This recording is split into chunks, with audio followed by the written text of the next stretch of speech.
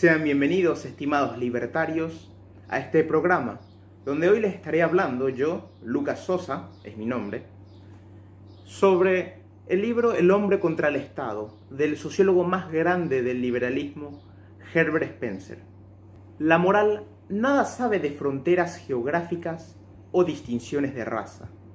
Es una frase de este pensador tan ilustre, el más leído del siglo XX, Herbert Spencer. Los libros de Herbert Spencer fueron de los más solicitados, los más vendidos. Sus obras se tradujeron incluso al sánscrito y al chino. Spencer fue de los principales pensadores hacia finales del siglo XIX, fue el más leído, el más conocido y el que vendió más libros.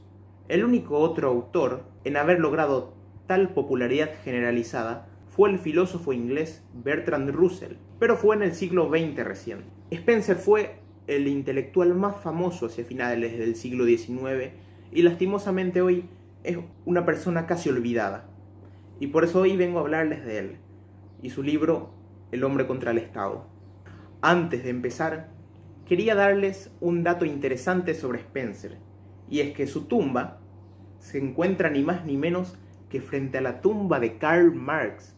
Así es, en el cementerio de Londres. Qué ironía, ¿no? Marx vivió 40 años en Inglaterra, donde refunfuñaba que la prosperidad hacía tal que hasta la clase trabajadora se volvía acomodaticia.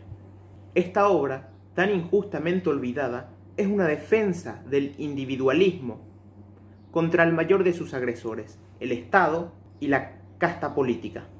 Spencer inicia el primer capítulo de este libro, Los Nuevos Conservadores, diciendo que la mayor parte de los que se consideran como liberales son conservadores de una nueva especie.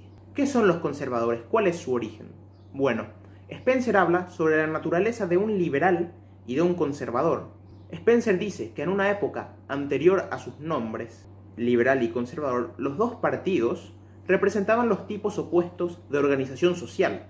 El liberal se caracteriza por una organización industrial, un régimen de contrato, un sistema de cooperación voluntaria y la estructura propia de la sociedad se encuentra en un cuerpo de productores y distribuidores que acuerdan recibir una recompensa específica, un beneficio específico entre sí, por un servicio específico también.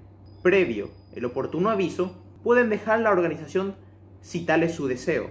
En cambio, el conservador se caracteriza por una organización militar, una organización social militar, un sistema de cooperación obligatoria, y la estructura de la sociedad es el ejército, formado por hombres reclutados, donde las unidades, en sus diferentes grados, tienen que obedecer bajo pena de muerte, y en proporciones arbitrarias reciben los individuos alimento, vestido y paga.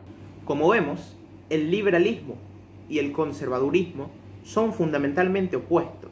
Uno se caracteriza por el régimen de cooperación voluntaria y el otro por el régimen de cooperación obligatoria. Spencer cuenta cómo en Inglaterra y los demás países europeos, cuando empezó la resistencia contra la reglamentación coercitiva que caracteriza la cooperación bajo el Estado, fue precisamente en ciudades formadas por trabajadores y comerciantes, acostumbrados a cooperar bajo el régimen del contrato liberal, es decir, el régimen voluntario.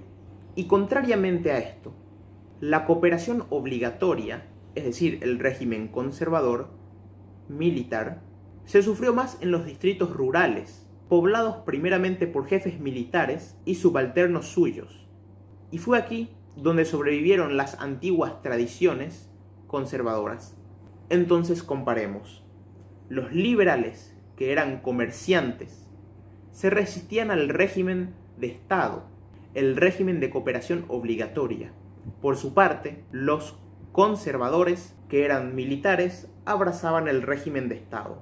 Este contraste que hay entre liberales y conservadores se mostraba en cada aspecto, incluso antes de que sus nombres, liberales y conservadores, definieran sus principios. Spencer nos dice que durante el periodo de la Revolución Industrial, mientras las aldeas y las pequeñas poblaciones eran monopolizadas por los conservadores, las ciudades más populosas y los distritos manufactureros, los puertos de comercio, etc., constituían el baluarte de los conservadores. ¿Cuál es la naturaleza, entonces, entre un liberal y un conservador? Spencer nos cuenta que cuando Carlos II quería restablecer el poder monárquico arbitrario, comenzó una resistencia por parte de los liberales. Los liberales consideraban a la monarquía como una institución civil establecida por la nación en beneficio de todos sus miembros. Para los conservadores, el rey era el delegado del cielo. Por consiguiente, los liberales creían que la sumisión del ciudadano al gobierno era condicional. Para los conservadores, la sumisión del ciudadano al gobierno debía ser obligatoria, pues el rey era el supuesto delegado del cielo.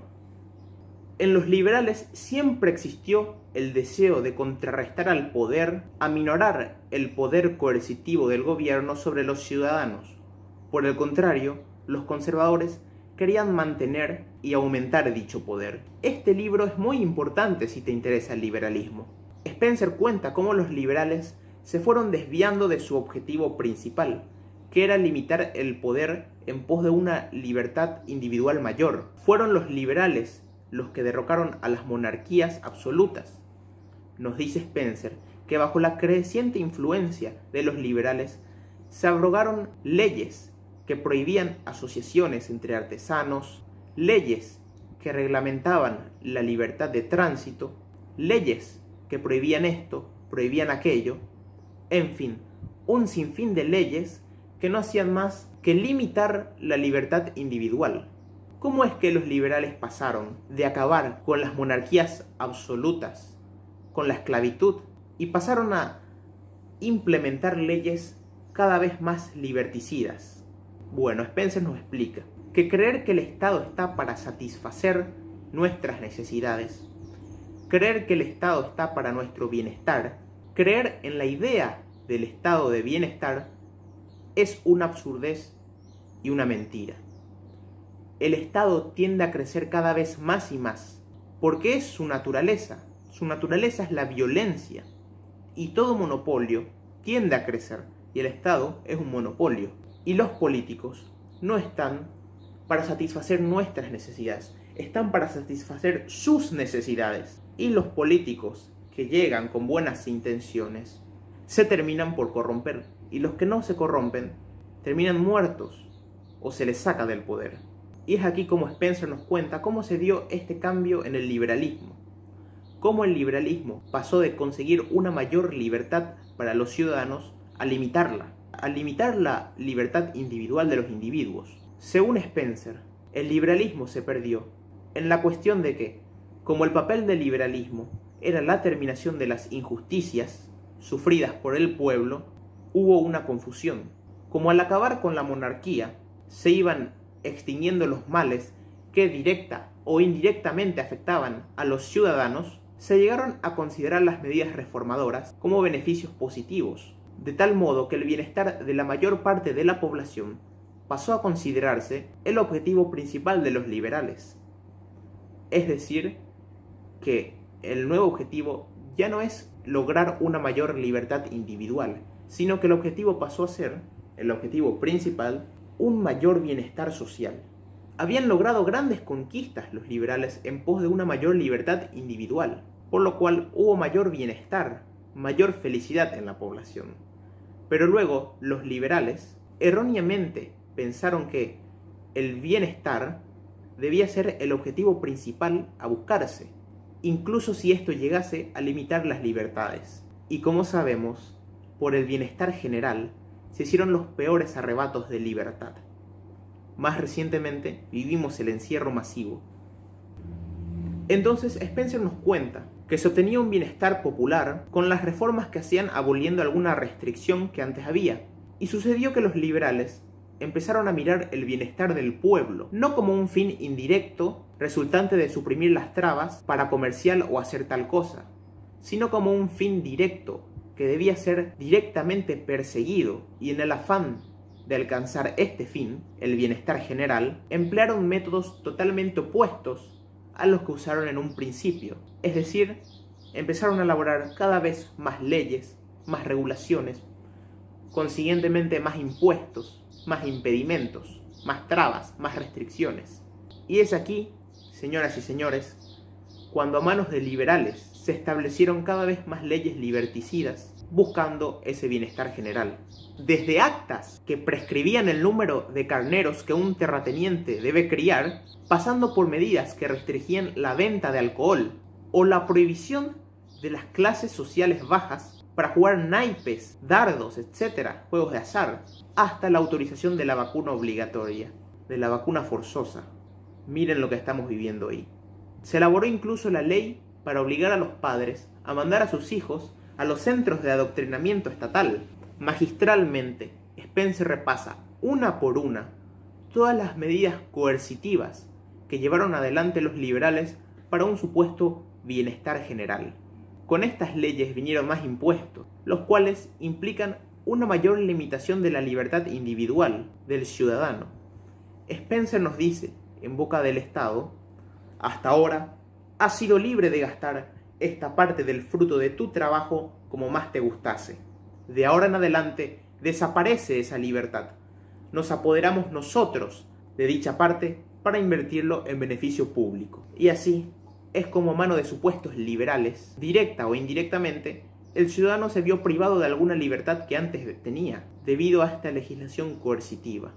Es aquí cuando Spencer anuncia su famosa frase: del mismo modo que el liberalismo luchó en siglos pasados contra los reyes que pretendieron el poder absoluto, los verdaderos liberales lucharán en nuestros días contra el poder del Parlamento que quiere arrogarse tal autoridad.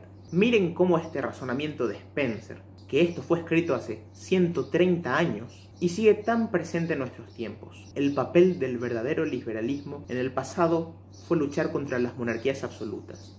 El papel del verdadero liberalismo en el presente es luchar contra el Parlamento, contra la democracia, la dictadura de la mayoría.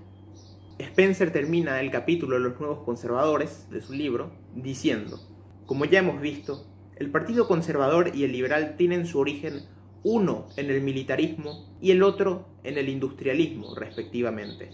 El primero se caracterizó por el régimen de Estado, el segundo por el régimen del contrato, aquel por la cooperación obligatoria que acompaña a la desigualdad social de las clases, este por la cooperación voluntaria que acompaña a la igualdad legal.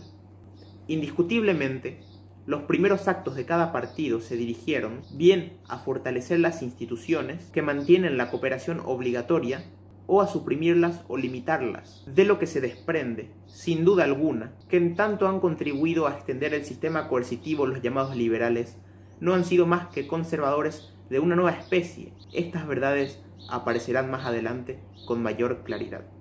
Esto lo escribió hace 130 años. Qué casualidad de lo que estamos viviendo hoy en día con los supuestos partidos liberales, ¿no?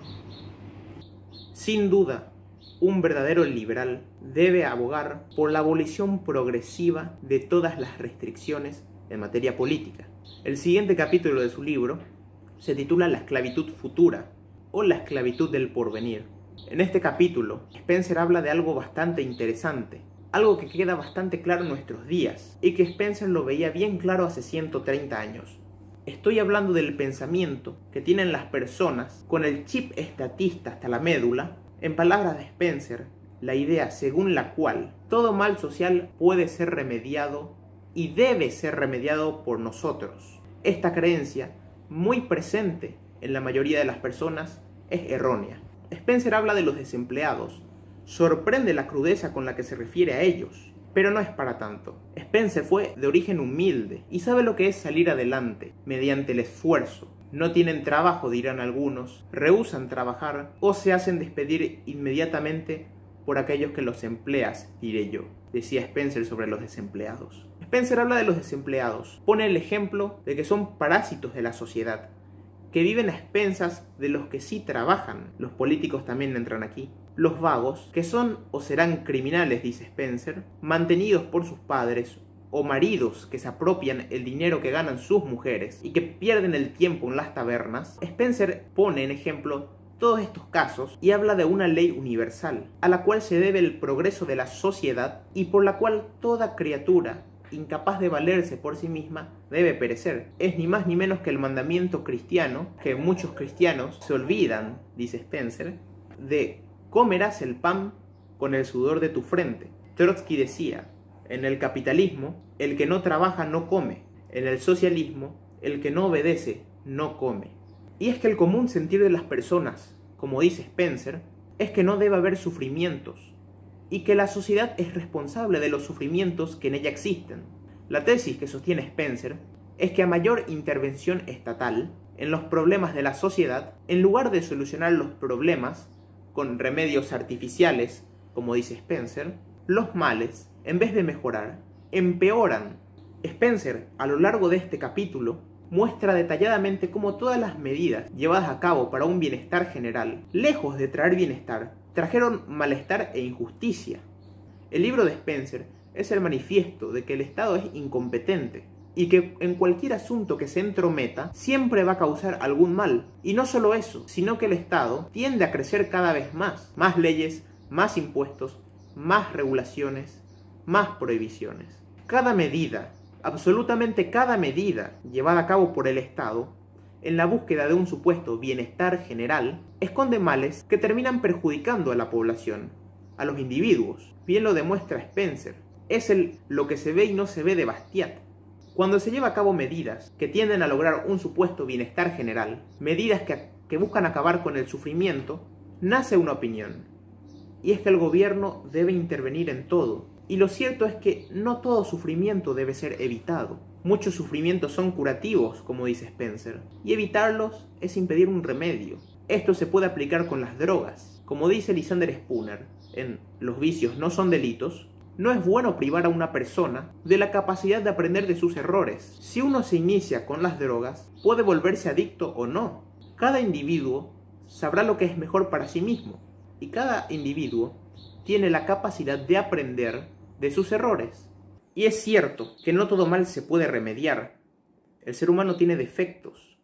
Los defectos son inherentes a la naturaleza humana. No somos dioses, somos humanos. Todos nos equivocamos. Por eso existen los males. Y el Estado no puede remediar todos los males. En cambio, es mejor dejárselo al mercado. Las drogas, por ejemplo. La lucha contra las drogas, sabemos que no funciona nunca. Y cuanto más aumenta la intervención gubernativa, más hay en las personas el pensamiento que es necesario la intervención. Y cada vez, con más insistencia, se pide la extensión del Estado, la extensión de la intervención, lo cual causa que el Estado crezca cada vez más y más, y que nosotros tengamos menos libertades que antes teníamos.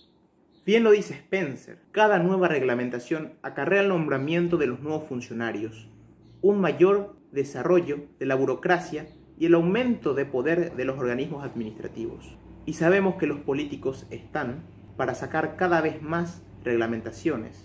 Esto solo trae más Estado. Por eso el Estado está condenado a crecer. Y por eso es falaz creer que se puede achicar el Estado y mantenerlo así desde la política partidaria. Además, el papá Estado, dice Spencer, deductivo siempre, es decir, impartiendo su influencia de arriba hacia abajo, lo cual produce esperanzas y reclamaciones cada vez mayores que van en sentido inverso, es decir, de abajo hacia arriba, pidiendo cada vez más derechos, más subsidios, más regulaciones, más leyes, etc. Y cuanto más se extiende el Estado, más cunde entre los individuos esta creencia de que todo debe hacerse para ellos y no por ellos. Miren Argentina, Estado grande, Estado presente, y la gente con el chip estatista metido hasta la médula. Yo soy de Paraguay. Acá el Estado todavía no está tan presente, lo cual causa que la gente se mueva por sí misma, en cooperación voluntaria entre individuos, en busca de algún beneficio personal, que es lo que debería suceder, y sucedió siempre, incluso antes de la aparición de los Estados. Y a medida que pasa el tiempo, se va perdiendo la noción de que el fin perseguido debe ser realizado por la acción individual o mediante asociaciones particulares, y aumenta la noción de que el único medio para lograr este fin es a través del Estado. Qué brillante Spencer, que veía todas estas cosas hace casi 2 siglos. Y ya que estamos hablando de Argentina, el tema de Milei como candidato. ¿Qué es peor? Alguien que viene a ilusionarte con la fantasía de que va a cambiar las cosas desde adentro, como un Mesías, un Salvador, o el que te desilusiona con la verdad, con una verdad innegable. Spencer dice, las conversaciones de café prueban que de cada 10, 9 buscan lo que les entretiene o excita su curiosidad, no lo que les instruye. Y lo último que leen es el libro que dice amargas verdades o disipa esperanzas mal fundadas. Sorprende cómo Spencer, ya en el siglo XIX, habla de estas cosas que resultan tan plasmadas en las personas de hoy en día. No por nada algunos llaman a Spencer el profeta liberal. Cada nueva injerencia del Estado da mayor fuerza a la opinión tácita de que el gobierno debe suprimir todos los males y asegurar el goce de todos los bienes. De tal modo, el Estado tiende a fortalecer la acción colectiva y debilitar la individual. Hay una frase interesante del economista Diego Giacomini, que es que la democracia trae al socialismo por la puerta de atrás. Spencer dice, todo socialismo implica esclavitud. Spencer habla de cómo se van tomando medidas socialistas y cada vez se van multiplicando y no paran. Somos esclavos de la sociedad, como explica Spencer, magistralmente. Todo esto está en el segundo capítulo de su libro. Spencer habla de cómo el Estado va haciéndose con la posesión de tierras, edificios, vías de comunicación, etc. ¡Qué casualidad! Alemania y varios otros países expropiando propiedad privada. Habla de cómo la absorción de todas las industrias por el Estado está realizando el ideal socialista. Y es que el Estado es un monopolio, tiende a crecer como todo monopolio. Incluso Spencer habla de cómo poco a poco han desaparecido muchas escuelas libres en presencia de las oficiales, o sea, los centros de adoctrinamiento estatal, que son las escuelas públicas. Y las privadas también, que son lo mismo bajo el monopolio de los contenidos educativos. Entonces Spencer nos explica cómo el Estado va absorbiendo todo poco a poco y cómo esto provoca una mayor centralización del poder. Es el socialismo de Estado, donde el Estado, dueño de los recursos de la comunidad y con la fuerza necesaria para ejecutar sus decretos y mantener el orden. Spencer dice, los socialistas, y con ellos los llamados liberales, que les preparan diligentemente el camino, se imaginan que los defectos humanos pueden ser corregidos a fuerza de habilidad por buenas instrucciones. Es una ilusión. Cualquiera que sea la estructura social, la naturaleza defectuosa de los ciudadanos ha de manifestarse necesariamente en actos perniciosos. No hay alquimia política suficientemente poderosa para transformar instintos de plomo en conducta de oro. Spencer habla de cómo la naturaleza de los seres humanos es cometer errores. Lo que vimos anteriormente, que no todos los males se pueden solucionar ni deben solucionarse. El ser humano no es perfecto y hay males que existen y no es responsabilidad de cada uno solucionarlos. Intentar remediar estos males por el Estado, de manera obligatoria además, conduce al socialismo, a la concentración del poder, a la esclavitud del individuo. El ser humano tiende al mal, es por esto que nos regimos por leyes. Lo ideal sería regirnos por la ley natural. Lastimosamente, eso no es lo que se ve en la ley positiva, que debería basarse en la ley natural. De cualquier país del mundo podemos ver que se contradice completamente con la ley natural. Si en vez de regirnos por leyes, otorgamos el poder a una institución, ya sea el Estado, Parlamento, Rey o Papa, como el ser humano tiende al mal, indudablemente terminaremos en un despotismo, es decir, en un abuso de poder o fuerza, un gobierno absoluto, no limitado por leyes. Y eso es lo que hacemos otorgando todo el poder al Estado. Y ni la supuesta ley suprema, que es la Constitución nacional de cada país, que es un papel pintado, puede hacer algo al respecto. Si bien nuestras supuestas repúblicas democráticas no poseen un poder absoluto, como en el caso de las monarquías, a fin de cuentas, es el Estado quien te oprime y además de ser el opresor, es él el que crea sus propias leyes, las leyes positivas. Entendiendo entonces que todo ser humano tiende al mal, a corromperse, no es iluso otorgar el poder a un supuesto político para que decida por nuestras vidas, punto a favor del anarquismo. Sea cierto o no que el hombre es hijo de la iniquidad y está concebido en el pecado, es indudable que el gobierno ha nacido de la agresión y por la agresión. Una frase de Spencer que podemos encontrar en este preciso libro, El hombre contra el Estado. Spencer entendía esto. Hay algunos que todavía no lo entienden. Spencer, a lo largo y ancho de este libro, se queja del Estado y su intervención, que queriendo solucionar males, causa males peores, y la gente sigue pidiendo cada vez más intervención. ¿Qué son las actividades sociales? Las actividades sociales son el resultado colectivo de los deseos individuales, que cada cual procura satisfacer siguiendo el camino que mejor le parezca. Las acciones y estructuras sociales son el resultado de las emociones humanas guiadas por las ideas. De aquí podemos establecer dos cosas que vimos al principio de este video: la cooperación voluntaria y la cooperación obligatoria. Entre los resultados colectivos de los deseos humanos, es decir, las acciones sociales, los deseos que fomentan la actividad privada y la cooperación voluntaria, cuenta Spencer, han sido más valiosos para el desenvolvimiento social que los que se impulsaron a obrar por medio de la intervención gubernamental, es decir, la cooperación obligatoria. Spencer pone varios ejemplos de esto. Si crecen hoy abundantes cosechas, donde antes solo se recogían bayas silvestres, se debe al intento de lograr satisfacciones individuales a través de muchos siglos. El progreso que existe entre una gruta a una casa confortable es la consecuencia de los deseos de aumentar el bienestar personal. Las ciudades se han creado debido a los mismos estímulos. La organización comercial,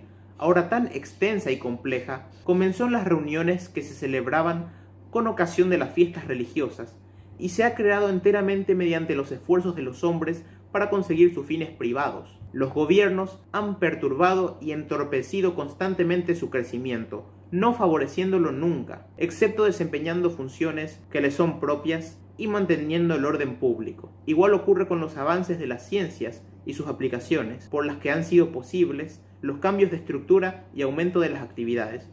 No es al Estado a quien se debe la multitud de inventos útiles, desde la azada al teléfono. No es el Estado quien ha hecho posible un aumento de la navegación desarrollando la astronomía. No ha sido el Estado el autor de los descubrimientos en física, química, etc., que sirven de guía a los fabricantes modernos. Tampoco es el Estado quien ideó las máquinas para fabricar objetos de toda clase, para transportar a los hombres y a las cosas de un lugar a otro, y para aumentar de mil modos nuestro bienestar. Las transacciones mercantiles que se extienden al mundo entero, el abigarrado tránsito que llena nuestras calles, el comercio que pone a nuestro alcance cuanto necesitamos y nos entrega a domicilio cuanto es preciso para la vida diaria, no son de origen gubernamental, son el Estado y las actividades espontáneas de los ciudadanos, separados o en grupo. A estas actividades espontáneas deben los gobiernos los medios de realizar su deber. Prívese al mecanismo político de estas ayudas que le han prestado la ciencia y el arte. Déjeselo solo con lo que han inventado los funcionarios del Estado y su vida cesará pronto. El lenguaje mismo en que se manifiesta sus leyes y se dan las órdenes de sus agentes no es ni remotamente un instrumento que se deba al legislador. Ha nacido mediante las relaciones de los hombres que perseguían satisfacciones personales. Y ahora una verdad que nos induce a la anterior, es que esta organización social, espontáneamente formada, se halla tan ligada en sus partes que no se puede actuar en una sin actuar más o menos en la otra. Se observa esto claramente cuando la escasez de algodón paraliza primero a ciertos distritos industriales, después afecta a las operaciones de los negociantes al por mayor y en concreto a todo el reino, así como a los clientes, y afecta también posteriormente a los fabricantes, distribuidores y compradores de otros artículos de lana, lino, etc.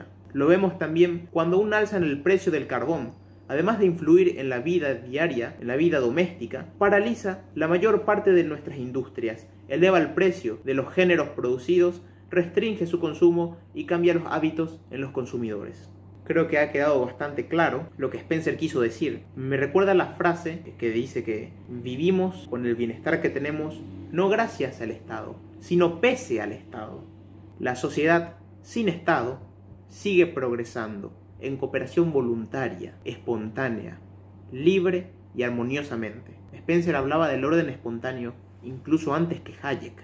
Spencer hace una defensa de la libertad magistralmente y habla de derecho natural. Permítanme leerles. La vida animal implica pérdida. La vida debe compensarse. Esta compensación requiere nutrición. A su vez, la nutrición presupone obtención de alimentos. El alimento no puede obtenerse sin facultades de aprehensión. Y para que estas facultades puedan lograr sus fines, debe existir libertad de movimiento. Si se encierra a un mamífero en un espacio reducido, o se atan sus miembros, o se le quita el alimento que pueda procurarse, se causará su muerte. Si se persiste en cualquiera de estos procedimientos, pasado cierto punto, la imposibilidad de satisfacer esta necesidad es fatal. Todo esto que se sostiene acerca de los animales en general se puede aplicar también al hombre. Si adoptamos el pesimismo como un credo, y con él la consecuencia que implica de que siendo la vida en general un mal que debería ponerse fin, entonces no existe garantía ética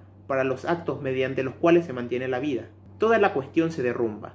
Pero si aceptamos el punto de vista optimista o del progreso, si decimos que la vida proporciona más placer que dolor, o que está en vías de que así ocurra, entonces estas acciones por las que se mantiene la vida están justificadas, y la libertad de cumplirlas tiene toda razón de ser. Lo que sostienen que la vida es valiosa, sostienen implícitamente que no debe entorpecerse a los hombres el ejercicio de las actividades necesarias a su sostenimiento. En otras palabras, si se dice que es justo que las ejecuten, entonces, recíprocamente, tenemos que admitir que poseen derecho para ejecutarlas. Evidentemente, la cooperación de los derechos naturales se origina en el reconocimiento de la verdad de que si la vida es justificable, debe existir una justificación para el cumplimiento de los actos esenciales a su conservación y por consiguiente una justificación para las libertades y derechos que hacen tales actos posibles. Pero esta es una proposición carente de carácter ético, siendo cierta de las criaturas distintas del hombre. Carácter ético surge solo con la distinción entre lo que el individuo puede hacer al ejecutar las actividades precisas para el sostenimiento de su vida y lo que no puede hacer. Esta limitación resulta evidentemente en la presencia de otros hombres, entre los que están en contrato inmediato o incluso separados. Los actos de los unos pueden inferirse con los resultados de los otros. Y si es imposible demostrar que alguien puede hacer lo que desee, sin limitación, y en cambio otros no, hay que admitir necesariamente una limitación mutua. La forma no ética del derecho para lograr fines se convierte en una forma ética cuando se reconoce la diferencia entre los actos que pueden realizarse sin transgredir estos límites y los que no pueden realizarse. Esta conclusión, que es cierta a priori, se ve confirmada a posteriori, cuando estudiamos los actos de los pueblos no civilizados. En su forma más vaga, la limitación mutua de las esferas de la acción y las ideas y sentimientos consiguientes se observan en las relaciones de unos grupos con otros. Habitualmente se establecen ciertos límites al territorio, dentro del cual cada tribu obtiene su modo de vida, y estos límites, cuando no son respetados, se defienden. Entre los Vedas, que carecen de organización política, los clanes pequeños poseen sus respectivas porciones de selva, y estas demarcaciones convencionales son siempre respetuosamente reconocidas. De las tribus sin gobierno de Tasmania, se nos dice que sus terrenos de caza estuvieron siempre delimitados y a los invasores se les atacaba. Y de un modo manifiesto, las luchas causadas entre las tribus por mutuas intrusiones en los territorios acaban a la larga por fijar límites precisos y sancionarlos. Lo que ocurre con cada territorio sucede con cada grupo de habitantes. Un asesinato cometido por uno, atribuido erróneamente o con razón a otro, exige el sagrado deber de lavarlo con sangre, y aunque las represalias se perpetúen, evitan sin embargo nuevas agresiones. Causas semejantes han producido efectos análogos en las primeras épocas de las sociedades civilizadas, en las que las familias o clanes fueron, más que los individuos, las unidades políticas, y durante las cuales cada familia o clan tenía que defenderse y defender sus posiciones contra los demás. Estas mutuas restricciones que surgen entre pequeñas comunidades aparecen igualmente entre los individuos en cada comunidad, y las ideas y costumbres que son propios de la una lo son también de la otra. Aunque dentro de cada grupo exista siempre la tendencia por parte del más fuerte a agredir al débil, sin embargo, en la mayoría de los casos sirve de freno la conciencia de los males resultantes de la conducta agresiva. En todas partes, entre los pueblos primitivos, a las ofensas se responde con ofensas. Turner dice de los daneses que el adulterio y otros crímenes se contienen por miedo a la ley del más fuerte. Fitzroy nos cuenta que los patagones, si no molestan ni ofenden a sus vecinos, no tienen que temer nada de los otros. La venganza personal es el modo de castigar la injuria. Leemos de los huapes, que poseen muy pocas leyes, pero que se atienen estrictamente a la del ojo por ojo, diente por diente. Y es obvio que la lex talionis, la ley del talión, tiende a establecer una distinción entre lo que cada miembro de la comunidad puede ejecutar sin riesgo y lo que no puede, y consecuentemente a dar sanciones para algunos de estos actos, aunque no para otros. Schoolcraft dice que los Chippewayans, que aunque no tienen un gobierno regular, como cada hombre es señor de su propia familia, se hallan más o menos influidos por ciertos principios que redundan en beneficio general. Uno de los principios mencionados es el reconocimiento de la propiedad privada, que la limitación mutua de actividades origina las ideas y sentimientos que implica la frase derechos naturales se nos muestra distintamente por las pocas tribus pacíficas que solo tienen un gobierno nominal o ninguno en absoluto. Henry David Thoreau decía que el mejor gobierno es el que no gobierna en absoluto. Además de los hechos que manifiestan el escrupuloso cuidado que se guarda hacia los derechos ajenos, entre los todas, santals, lepchas, bodo, chacmas, jacuns, arafuras, etc., son tribus, que cita Spencer, puede citarse que los salvajes Woods Veda, carentes totalmente de organización social, consideran inconcebible que alguien pueda apoderarse de lo que no le pertenece, herir a su compañero o decir algo que no es verdad. Spencer está hablando sobre las tribus no civilizadas que no tienen gobierno o que poseen un gobierno muy particular, muy extraño, muy distinto al que tenemos nosotros y al que tenía Spencer en su momento, sin Estado, y muestra cómo estas tribus tienen sus leyes, tienen sus códigos, que se basan en la ley natural, como el de la propiedad privada. Aquí lo dice, lo vuelvo a leer. Carentes totalmente de organización social, consideran inconcebible que alguien pueda apoderarse de lo que no le pertenece, herir a su compañero o decir algo que no es verdad. Voy a continuar leyendo. Resulta pues claro del análisis de las causas y de la observación de los hechos que mientras el elemento positivo del derecho de efectuar las actividades necesarias para el sostenimiento de la vida se origina en las leyes de la vida, el elemento negativo que le da el carácter ético se origina de las condiciones creadas por la agresión social.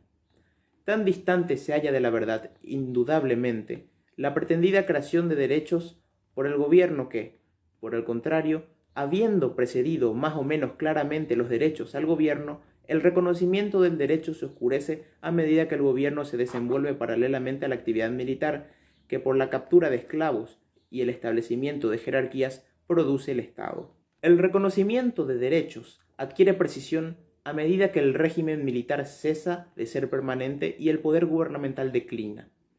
Cuando volvemos de la vida de los individuos a la sociedad, se nos ofrece la misma enseñanza. Aunque el mero instinto de sociabilidad induce a los hombres primitivos a vivir en grupos, sin embargo, el impulso principal nace de la experiencia de las ventajas que se derivan de la cooperación. ¿En qué condiciones surge la cooperación exclusivamente? Es evidente que a condición de que los que unen sus esfuerzos alcancen ventajas por hacerlo así. Sí, como en los casos más sencillos, se unen para conseguir algo que cada uno por sí mismo no puede, o que puede lograrlo con menos facilidad, debe ser bajo el tácito supuesto de que partirán el beneficio, cuando un grupo se dedica a la caza, o que si uno recoge todo el beneficio ahora, como si se construye una choza o se rotura un terreno, los otros alcanzarán beneficios equivalentes a su debido tiempo. Cuando en lugar de unir esfuerzos para ejecutar la misma cosa, efectúan diferentes, como cuando nace la división del trabajo con el consiguiente cambio de productos, el acuerdo implica que cada uno, en devolución de lo que posee con exceso, logra un equivalente aproximado de lo que necesita. Atención a esto. Si él entrega lo uno y no alcanza lo otro, rechazará las futuras proposiciones de cambio que se le hagan. Habrá un retroceso, aquel estado primitivo en que cada cual lo hace todo por sí mismo. De aquí que la posibilidad de la cooperación depende del cumplimiento del contrato tácito o expreso. Esto lo escribió Spencer. Ya había dicho que él hablaba del orden espontáneo antes que Hayek. Está repasando magistralmente distintas tribus, como los Woods Veda, entre otras, que poseen guías, poseen normas, leyes que se respetan entre las tribus como el de territorios, de propiedad. Es decir, que no es necesario el Estado para que haya una convivencia armónica. Naturalmente, las personas irán evolucionando sin Estado, progresando sin Estado, elaborando sus códigos, sus leyes, con valores personales, sin Estado. El Estado es totalmente innecesario en nuestra vida. Es más, nos perjudica. Vivimos a pesar del Estado. El Estado está ahí molestándonos, impidiéndonos hacer cosas, impidiéndonos progresar incluso, pero nosotros seguimos avanzando. Esto es lo que Spencer explicaba. Ya para cerrar, Spencer habla casi al final del libro de cómo transformar a la sociedad, pero transformarla en pos de una mayor libertad. Para Spencer, el cambio debe ser gradual, poco a poco. Hay que ir reemplazando la fe gubernamental, la cooperación obligatoria, la cooperación del Estado, por la cooperación voluntaria. Hay que disminuir la fe de las personas en el Estado. Spencer era un verdadero liberal, y he aquí lo que hay que tener en cuenta a la hora de lanzarse en la política, ensuciarse con el barro de la política. Si no hay una demanda real de libertad, ¿qué vas a lograr? ¿Qué vas a hacer si las personas no piden realmente libertad? Como vimos, y esto era igual hace 130 años, por lo que cuenta Spencer, las personas tienen un chip estatista en su cabeza. No son capaces de ver que las cosas se pueden solucionar sin Estado. Quieren que las cosas se solucionen mágicamente. Quieren que el Estado, la abstracción del Estado, venga y le solucione todos los problemas. Y el Estado nunca va a hacer eso, porque es incompetente. Y además que es incompetente, causa males peores y se beneficia a sí mismo. ¿Quiénes se benefician? Los políticos. Y el Estado crece. ¿Y quiénes se perjudican? Nosotros. Entonces, si no hay una demanda real de libertad, ¿qué vas a hacer? ¿Cuál va a ser el cambio? Ya hemos visto que la naturaleza del ser humano es que haya males, porque no somos perfectos. ¿Y entonces qué vamos a hacer? Por más que tengamos el mejor estado posible, ¿qué vamos a lograr si las personas realmente no piden libertad? No hay una demanda de libertad. El ser humano es imperfecto, siempre habrán males. Entonces, ¿qué nos dice Spencer? Que se debe hacer batalla cultural. Ese es el camino. No meterse en la política y cambiar todo desde adentro. Spencer lo tenía bien claro esto. El cambio debe ser gradual. Se debe enseñar el liberalismo. Las personas deben aprender de sus errores. Debemos enseñar las ideas de la libertad a nuestro prójimo, a nuestro vecino. Hay que hacer despertar a la gente. No sirve de nada querer imponer, digamos, la libertad desde el Estado, supuestamente. Sabemos que eso no se puede. Es imposible cambiar el sistema desde adentro. Pero en el caso de que sí se pueda y se imponga la libertad, porque eso es lo que se va a hacer, eso es lo que pretende hacer Milei, porque en Argentina no hay una demanda real de libertad. Va a ser deductivo el cambio. El Estado va a imponer las ideas de la libertad supuestamente de arriba hacia abajo. Pero eso no va a traer nada bueno. Las ideas de la libertad deben nacer del pueblo, de los individuos, de abajo hacia arriba. Tiene que ser inductiva. Esto es lo que decía Spencer sobre cómo transformar a la sociedad en pos de una mayor libertad. Spencer lo tenía bien claro. Se debe difundir el liberalismo entre las personas. Poco a poco, el Estado va a perder así su legitimidad, su soberanía, su poder, lo cual produciría realmente cambios. Muchas gracias por su atención. Espero que les haya gustado. Hasta la próxima.